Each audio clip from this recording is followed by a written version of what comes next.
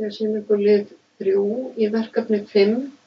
Við vorum að breyta orðum áðan og þegar ég opna aftur klippan Replace þá kemur upp orðið sem ég var með síðast.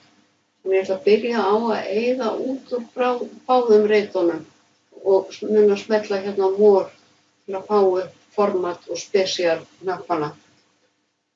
Liður númer 3, ég ætla að eyða föstum handvirkum síðuskilum og eins og þið sjáum að þá eru hérna á nokkrum stöðum svona page break hér og þar í skjalinu. Við höfum ýtt á Ctrl og Enter til að setja föst síðuskil og nú ætla ég að biðja Word að breyta því og setja bara ekki neitt í staðinn.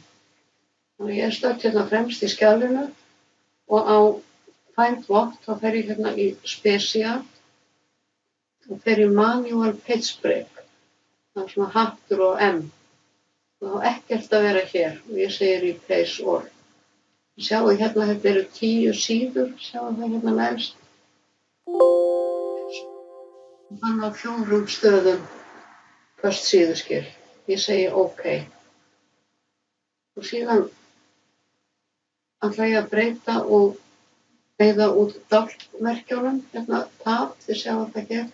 Þá geta að hafa kveikt á Enter-merkjunum þegar þið eru að vinna í skjölunum og ég eyði þessu út hér og fer í Special og Tab karakter og ekkert í staðinn. 48 stafi í skjalinu og breytti því fyrir okkur. Og síðan ætlum við að hafa ekkert Enter-merki í stað 2. Hérna eru 2 Enter-merki og þá fer ég hérna byrja á því að eyða út.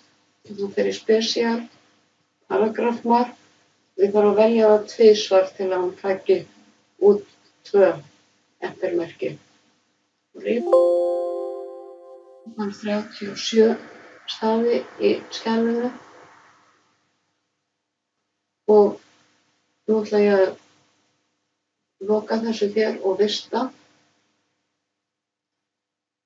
og sýna ykkur í öðru myndskeiði hvernig þið breytið feitletri í skáletur og svo framvegis.